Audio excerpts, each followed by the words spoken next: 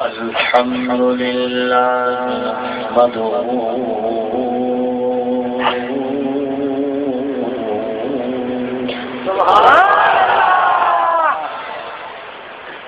نحمده ونستعينه ونستغفره ونؤمن به ونتوكل عليه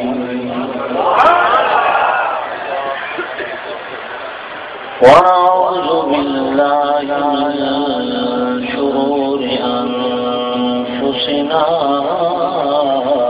ومن سيئات أعمالنا من يهده الله فلا مضل له ومن يضلله فلا هادي له ونشهد أن سيدنا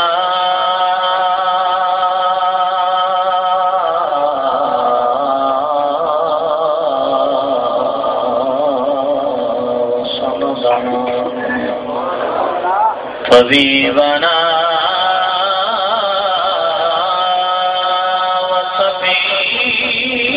وطبيب قلوبنا شفيعنا وشفاء صدورنا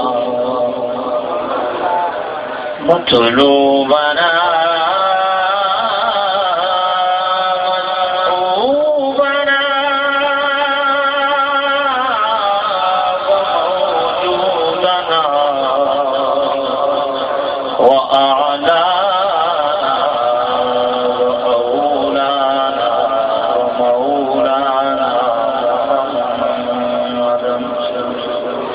عبده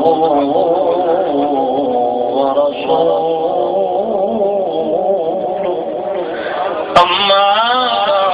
أعوذ بالله من الشيطان الرجيم بسم الله الرحمن الرحيم ويضع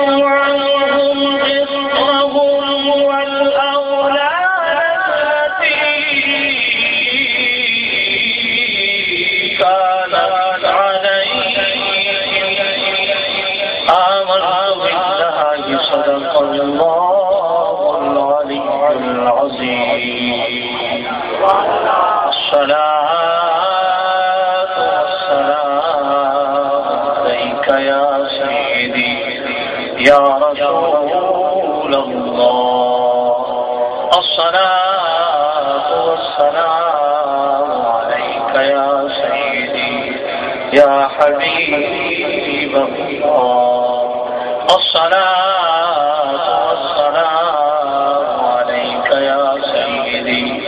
يا نور الله وعلى آلك وأصحابك يا سيدي يا رحمة للعالمين.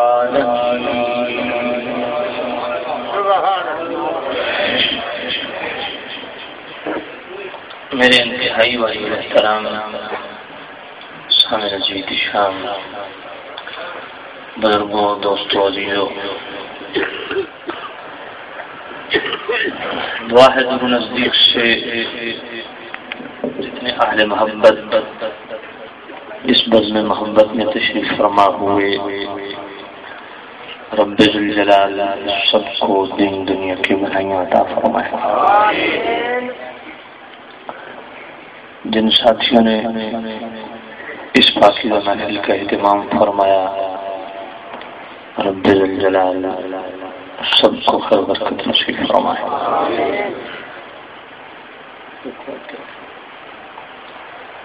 میرے مخلص ساتھی جناب حضرت علامہ مولانا انور مقصودی صاحب مسلسل میں رابطے میں رہے رب ذوالجلال کو خیر برکت نصیب فرمائے.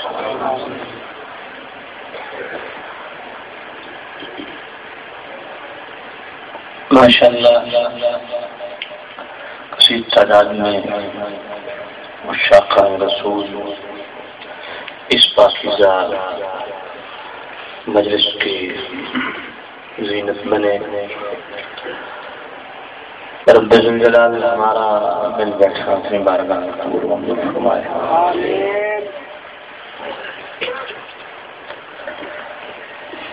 ایسی باقیہ محافل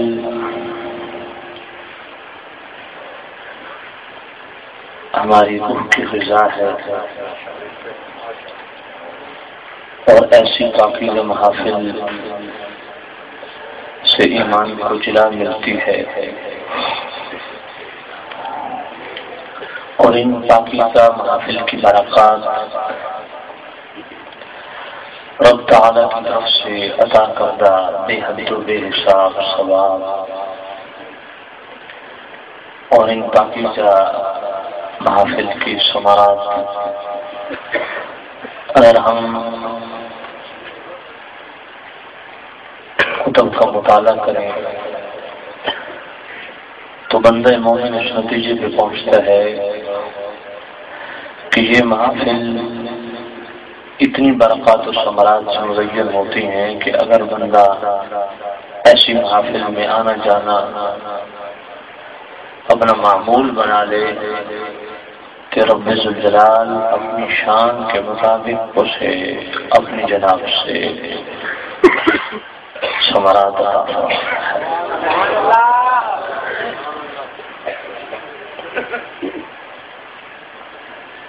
میلاد کے حوالے سے ساتھیوں نے اس پاکیزہ محفل کا اہتمام فرمایا. اشتہار تو میں نہیں دیکھ سکتا پتہ نہیں ساتھیوں نے بنایا یا نہیں. باہر کیف میلاد شریف کے حوالے سے اس پاکیزہ محفل کا انعقاد ہے اور میلاد کی برکات و ثمرات بے حد و بے حساب محدثین نے بیان فرمائی اور پوری کتابیں محدثین نے اس عنوان پہ لکھی ہے. اور میں تلگنگ کے اندر میلاد کے حوالے سے کئی بار گفتگو کر چکا ہوں. آج میں آپ کی خدمت میں جو میلاد کے مقاصد ہیں ان میں سے ایک مقصد آپ کی بارگاہ میں عرض کروں گا. جو آیت پاک میں نے آپ کی خدمت میں پیش کی ہے اس میں رب ذوالجلال نے ارشاد فرمایا وَيَضَعُ عَنْهُمْ إِصْرَهُمْ وَالْأَغْلَالَ الَّتِي كَانَتْ عَلَيْهِمْ. فرمایا میں نے اپنے کریم رؤوف الرحیم نبی صلی اللہ علیہ وسلم کو اس لیے مبعوث فرمایا کہ میرا نبی تمہارے بوجھ اتارنے کے لیے آیا ہے. یاد رکھیے اس شکل کو کہتے ہیں، اس وزن کو کہتے ہیں جس وزن کے نیچے بندہ نہیں صورت دبا ہوا ہو کہ کوئی آئے وہ وزن ہٹائے، بندہ آزادی سے سکھ کا سانس لے. فرمایا وَيَضَعُ عَنْهُمْ إِصْرَهُمْ، میرا محبوب تمہارے بوجھ ہلکے کرنے کے لیے آیا ہے.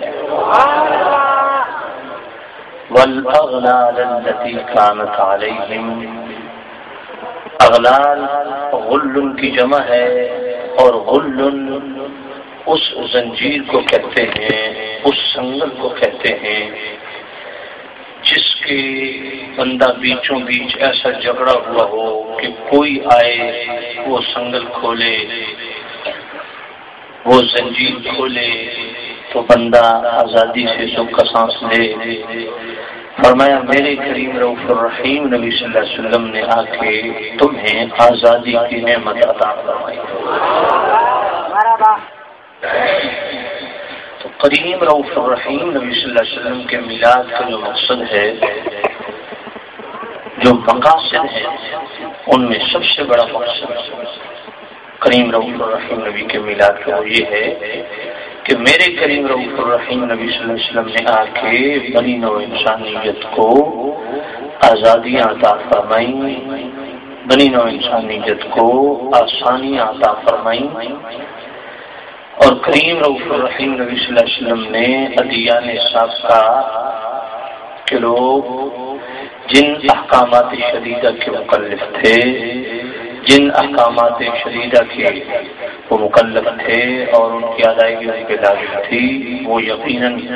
خاصی مشکل تھی۔ یہ بھی میرے کا الگ بیان ہے، اس کو پھر کبھی عرض کروں گا۔ اصل میرا بیان جو ہے میں اس طرف آنا چاہوں گا۔ تو احکامات شدیدہ جو پہلی امتوں پہ لازم تھے، ان کی ادائیگی لازم تھی، ان سے بھی میرے کریم رؤوف الرحیم نبی صلی اللہ علیہ وسلم نے آ کے ہمیں آزادی عطا فرمائی اور ان میں کافی حد تک تخفیف فرمائی، اس میں کافی حد تک میرے کریم رؤوف الرحیم نبی صلی اللہ علیہ وسلم نے آسانیاں فرمائی۔ جس طرح پہلی امتیں ان کے لیے ضروری تھا کہ وہ عبادت اپنے عبادت خانے میں آ کے ہی کر سکتے تھے، لیکن مصطفیٰ کریم صلی اللہ علیہ وسلم کے صدقے اس امت پہ یہ کرم ہوا، کریم رؤوف الرحیم نبی صلی اللہ علیہ وسلم ارشاد فرمایا، جعلت لی الارض مسجدا وطہورا، جعلت لی، اللہ نے میری خاطر، میرے صدقے، میرے لیے پوری زمین کو مسجد بنا دیا ہے، تم جہاں نماز پڑھنا چاہو۔ تو میرے کریم رؤوف الرحیم نبی صلی اللہ علیہ وسلم کی آمد سے کتنا رب نے کرم فرمایا۔ بہت ساری چیزیں اس پہ تفصیلی گفتگو کی جا سکتی ہے، لیکن میں ایک چیز کو آج ڈسکس کروں گا جس کی آج بڑی ضرورت ہے، وہ یہ ہے کہ مصطفیٰ کریم صلی اللہ علیہ وسلم کے میلاد کے جو مقاصد ہیں، ان میں یہ مقصد کہ مصطفیٰ کریم بوجھ اتارنے کے لیے آئے۔ تو جب ہم اس چیز کو ڈسکس کرتے ہیں کہ مصطفیٰ کریم نے کون کون سے بوجھ ہمارے کندھوں سے اتارے ہیں، کون کون سے طوق حضور نے ہمارے گلے سے دور کیے ہیں، تو ان میں ایک خاص اور اہم چیز اور وہ وزن جس کے نیچے تمام مخلوق دبی ہوئی تھی، وہ زنجیر جس زنجیر سے تمام مخلوق جکڑی ہوئی تھی، وہ کون سا وزن تھا، وہ کون سا شکل تھا، وہ کون سے زنجیر تھے؟ ان میں سے ایک شکل اور ایک زنجیر یہ بھی تھا، ایک تکلیف دہ بات یہ بھی تھی کہ ایک سر تھا اور ہزاروں بت تھے، ہزاروں بتوں کی پوجا ہوتی تھی۔ میرے کریم رؤوف الرحیم نبی نے احسان فرمایا اس امت پہ کہ اتنے کثیر بتوں سے جان چھڑا کے ایک وحدہ لا شریک کا پجاری بنا دیں۔ اس پہ اگر کلمہ پڑھنے والا ساری زندگی بطور اظہار تشکر سجدہ شکر ادا کرتا رہے، تب بھی مصطفیٰ کریم کے احسان کا بدلہ نہیں لے سکتا کہ میرے کریم رؤوف الرحیم نبی صلی اللہ علیہ وسلم نے آ کے تمام بتوں سے ہمیں چھٹکارا دلایا اور ہمیں وحدہ لا شریک کی عبادت کرنے کا سلیقہ سکھایا ہے۔ آج نماز پڑھنے والا، میں سمجھتا ہوں نماز پڑھنے سے پہلے وہ مصطفیٰ کریم صلی اللہ علیہ وسلم کی بارگاہ میں بطور نیاز درود و سلام پڑھ کے یہ عرض کرے، استغاثہ کرے، اے میرے کریم رؤوف الرحیم نبی، یہ آپ کا ہم پہ احسان ہے جس کا بدلہ ہم کبھی نہیں چکا سکتے۔ آپ نے یہ مہربانی فرمائی ہے کہ ہمیں ایک وحدہ لا شریک کا پجاری بنا۔ تو سامع نشان، یہ سب سے بڑا احسان ہے میرے مصطفیٰ کریم کا اس امت میں، اور اس کو عملی شکل میں، اس کو عملی صورت میں جاری فرمانے کے لیے ہمیں نماز جیسا عمل عطا فرما دیا، جس کے متعلق کریم رؤوف الرحیم نبی صلی اللہ علیہ وسلم نے ارشاد فرمایا، عن جابر قال قال رسول اللہ صلی اللہ علیہ وسلم بین العبد و بین الکفر ترک الصلاۃ۔ آقا کریم صلی اللہ علیہ وسلم نے ارشاد فرمایا کہ نماز وہ اسلام اور کفر کے درمیان وجہ امتیاز ہے، نماز اسلام اور کفر کے درمیان حد فاصل ہے، نماز اسلام کو کفر سے ممیز و ممتاز کر دیتی ہے، جدا کر دیتی ہے۔ یہی وجہ ہے کہ قرآن مجید نے بڑا زور دے کے یہ فرمایا اقیموا الصلاۃ لا تکونوا من المشرکین، فرمایا نماز قائم کرو اور مشرکین میں سے نہ ہو جاؤ۔ اب کیا نماز نہ پڑھنے والا مشرک ہو جائے گا؟ نماز نہ پڑھنے والا مشرک نہیں ہے، لیکن قرآن مجید نے جو ہماری رہنمائی فرمائی وہ کیا ہے؟ اقیموا الصلاۃ ولا تکونوا من المشرکین، نماز قائم کرو اور مشرکین میں سے نہ ہو جاؤ۔ بندہ مشرک بے نمازی مشرک تو نہیں ہوگا، لیکن اس میں ایک خصلت مشرکوں والی پائی جا رہی ہے، کیونکہ مشرک میں اور بے نمازی میں ایک قدر بظاہر مشترک ہے۔ مشرک بھی وحدہ لا شریک کی بارگاہ میں سجدہ کرنے سے محروم ہے، اور بے نمازی بھی رب کی بارگاہ میں سجدہ ریز ہونے سے محروم ہے۔ جب ہم نمازی اور بے نمازی کی جزا اور سزا کو حدیث رسول کی روشنی میں دیکھتے ہیں تو حضرت عبداللہ ابن عمر رضی اللہ تعالیٰ عنہ روایت کرتے ہیں، میرے کریم رؤوف الرحیم نبی صلی اللہ علیہ وسلم نے ارشاد فرمایا من حافظ علیہ کان لہ نورا وبرہانا ونجاتا یوم القیامہ، فرمایا جس شخص نے نماز کی حفاظت کی تو یہ نماز اس کے لیے نور ایمان بھی ہے، دلیل اسلام بھی ہے، سبب نجات بھی ہے۔ ومن لم يحافظ عليه لم يكن له نورا ولا فرمایا جو شخص نماز کی حفاظت نہیں کرتا، بالکل نہیں پڑھتا یا پڑھتا ہے لیکن تعدیل ارکان کا خیال نہیں کرتا، اس کے آداب و شرائط کو بجا نہیں لاتا، خشوع و خضوع کو ملحوظ نہیں رکھتا، تو فرمایا ایسے بد نصیب انسان وہ حقیقت ایمان سے بھی محروم ہے، فیض اسلام سے بھی محروم ہے، اور پروانہ نجات سے بھی محروم ہے۔ اور ایسا بے نمازی، ایسا بد نصیب بے نمازی، اس کے حشر کو بھی میرے کریم رؤوف الرحیم نبی نے بیان فرمایا وکان یوم القیامت مع قارون وفرعون وحامان وابی بن خلف، فرمایا بے نمازی کا حشر جو ہے وہ قارون کے ساتھ ہوگا، فرعون کے ساتھ ہوگا، حامان کے ساتھ ہوگا، ابی بن خلف کے ساتھ ہوگا۔ میرے نوجوان جو ساتھی بیٹھے ہیں وہ ذرا توجہ فرمائیں، نماز نہ پڑھنا اتنا بڑا جرم ہے کہ اندازہ فرمائیں مصطفیٰ کریم صلی اللہ علیہ وسلم ارشاد فرماتے ہیں کہ نماز نہ پڑھنے والے کا حشر جو ہے وہ قارون، فرعون، حامان اور ابی بن خلف کے ساتھ ہوگا۔ قارون کون تھا؟ کثیر خزائن کا مالک، کثیر خزانے اس کے پاس موجود تھے، اس نے اللہ کے حکم زکات سے انکار کیا تو رب ذوالجلال نے مال سمیت اس کو برباد کر دیا۔ تو مصطفیٰ کریم صلی اللہ علیہ وسلم نے ارشاد فرمایا جس بندے کا مال اس کے بے نمازی ہونے کا سبب بنے گا اس بد نصیب کا حشر قارون کے ساتھ ہوگا۔ فرعون مالک ملک و سلطنت تھا، رب ذوالجلال کی عظمت کا انکار کیا، میرے رب نے اسے برباد کر دیا۔ تو جس شخص کا عہدہ، جس شخص کا منصب اس کے بے نمازی ہونے کا سبب بنے گا اس کا حشر مصطفیٰ کریم فرماتے ہیں فرعون کے ساتھ ہوگا۔ حامان فرعون کا وزیر تھا، اسی کے ساتھ برباد ہوا۔ تو مصطفیٰ کریم صلی اللہ علیہ وسلم نے ارشاد فرمایا جو کسی کی نیابت اور سرپرستی میں ہونے کی وجہ سے بے نمازی ٹھہرا، کسی کے ملازم ہونے کی وجہ سے بے نمازی رہا، تو فرمایا جس بندے کے بے نمازی ہونے کا سبب اس کی ملازمت بنے، اس کی نیابت و سرپرستی بنی، تو فرمایا اس شخص کا حشر حامان کے ساتھ ہوگا۔ ابی بن خلف بہت بڑا تاجر تھا، اپنی تجارت اور مال کے دھوس میں اس نے اللہ کی عظمت کا انکار کیا تو رب ذوالجلال نے اسے برباد فرما دیا۔ میرے کریم رؤوف الرحیم نبی صلی اللہ علیہ وسلم نے ارشاد فرمایا کہ جس بندے کی دکانداری یا جس بندے کی تجارت اس کے بے نمازی ہونے کا سبب بنے گی ایسے شخص کا حشر جو ہے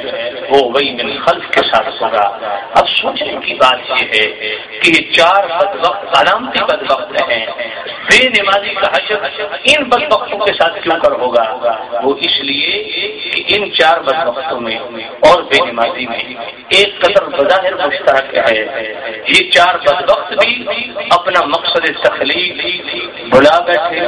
اور بے نمازی بھی اپنا مقصد تخلیق بھولا ہوا ہے۔ انسان کا مقصد تخلیق کیا ہے؟ ذرا قرآن مجید میرا رب انسان کا مقصد تخلیق بیان کرتا ہے کہ ہم نے انسان کو کیوں پیدا کیا ہے۔ وَمَا خَلَقْتُ الْجِنَّ وَالْإِنسَ إِلَّا لِيَعْبُدُونِ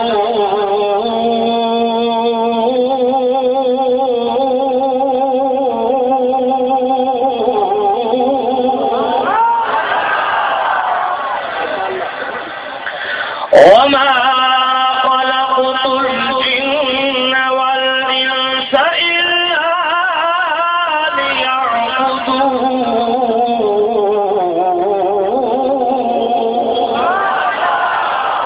فرمایا ہم نے انسانوں کو اور جنوں کو اس لیے پیدا کیا ہے کہ وہ ہماری عبادت کریں۔ میں نے اپنی عبادت کے لیے انسانوں کو پیدا کیا ہے۔ اب انسان کا مقصد تخلیق کیا ہے؟ اللہ کی عبادت ہے، اور جو بندہ اللہ کی عبادت سے معروم ہے، جو بندہ نماز سے معروم ہے، وہ اپنا مقصد تخلیق بھی بھلائے ہوئے، اس نے اپنا مقصد تخلیق بھلا دیا اور ایسا بد نصیب بے مراد ٹھہرا۔ اور جس بندے نے اپنا مقصد تخلیق پہچان لیا اور اپنے مقصد تخلیق کو پورا بھی کیا،